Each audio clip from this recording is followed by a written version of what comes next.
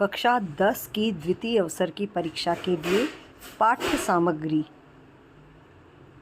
इसमें chapter 1 question आप देख लीजिए और क्वेश्चन के साथ ही इसमें सॉल्यूशन भी दिया गया है।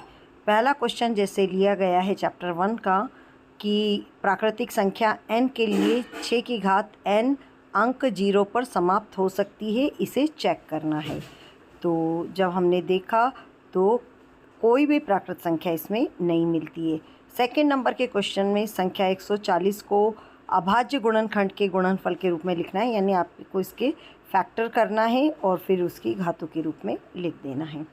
तीसरा क्वेश्चन है HCF और LCM निकालना है, तो HCF जो कॉमन फैक्टर था वो निकाल दिया और LCM निकाल दिया।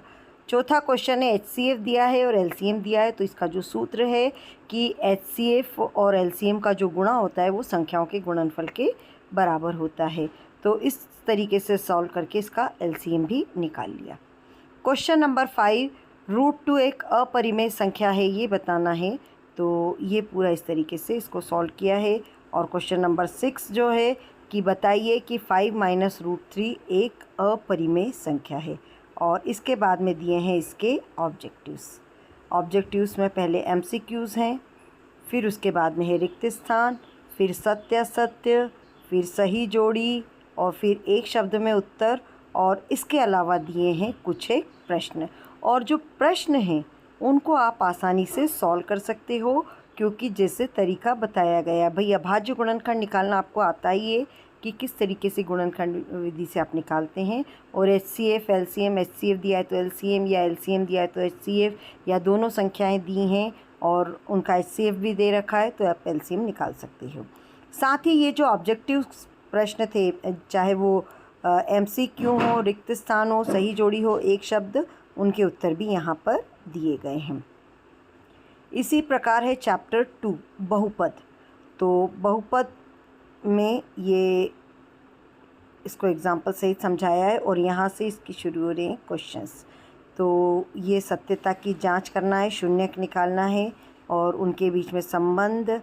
फिर क्वेश्चन नंबर 4 शून्यक और गुणांकों के बीच की सत्यता की जांच करनी है। और जो 5th क्वेश्चन है कि योग और गुणनफल दिया हुआ है तो आपको बहुपद निकालना है, तो डायरेक्ट सूत्र में रख के आप निकाल सकते हैं। इसके लिए भी अभ्यास प्रश्नावली, सही विकल्प, रिक्त स्थान, सत्य असत्य, सही जोड़ी और एक शब्द दिया गया है। साथ ही जो ये क्वेश्चन दिए हुए हैं ये सभी वो क्वेश्चन हैं जिसे आप आसानी से सॉल्व कर सकते हैं, क्योंकि इसमें पहले जो उदाहरण दिए हैं उन्हीं पर आधारित हैं और उत्तरमाला में सभी वस्तुनिष्ठ प्रश्नों के उत्तर भी दिए गए हैं। प्रश्न नंबर 3 चैप्टर 3, और इसमें भी ये क्वेश्चन दिए हुए हैं पूरे 2 चर वाले रैखिक समीकरण के सारे क्वेश्चन हैं। ग्राफ विधि के द्वारा भी है, प्रतिस्थापन विधि भी दी गई है। और ये क्वेश्चन नंबर 6 से जो वर्ड प्रॉब्लम है वो भी दिया गया है। विलोपन विधि भी समझाई गई है। क्वेश्चन नंबर 8 विलोपन विधि से, क्वेश्चन नंबर 9 ये दिया हुआ है, पूरा आपको इक्वेशन बना के सॉल्व करना है और सही आंसर लाना है। इसके बाद में दिए गए हैं इसके सही क्वेश्चन आंसर्स जो ऑब्जेक्टिव्स हैं और कुछ एक क्वेश्चन उसी तरीके से, और फिर उनके उत्तर भी यहाँ दिए गए हैं। क्वेश्चन नंबर 4 चैप्टर नंबर 4 द्विघात समीकरण, इसमें भी क्वेश्चन दिए गए हैं मूल समीकरण का। ये वाला प्रश्न मुझे लगता है शायद सभी बच्चों के लिए इजी पड़ता है, इसलिए इसमें कोई बहुत ज़्यादा क्वेश्चन नहीं दिए, मात्र 5 क्वेश्चन दे के समझा दिया है और उसके बाद में दिए हैं उनके ऑब्जेक्टिव्स, फिर साथ में उनके उत्तर। तो ये टोटल आपके 4 चैप्टर यहाँ पर कवर हो रहे हैं। आपको कहीं भी कोई दिक्कत आती है तो आप कमेंट बॉक्स में ज़रूर लिख कर बताएं। धन्यवाद।